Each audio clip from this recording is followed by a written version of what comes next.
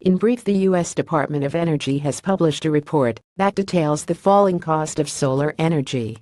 Over the past 12 months, utility-scale solar has become 30% less expensive per watt.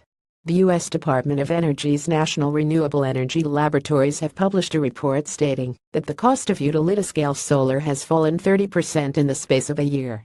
The average price per watt is now just $1.03 for fixed-tilt systems and $1.11 for those which track the sun's movement, thus optimizing energy absorption angles.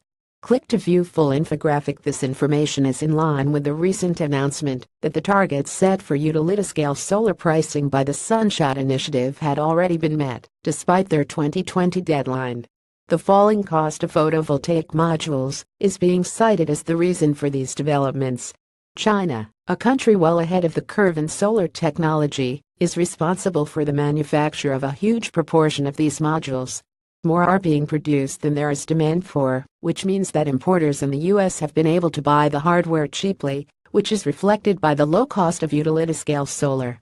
The next step: for the last few years, solar panels have been getting more and more accessible for home use. Tesla's oft-touted solar roofs seem poised to grow adoption even further. However, it seems like we're on the verge of seeing more utility companies make serious investments in solar energy.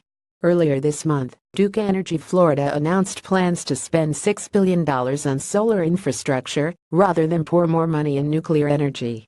Falling prices and more efficient hardware are making solar more viable than ever before.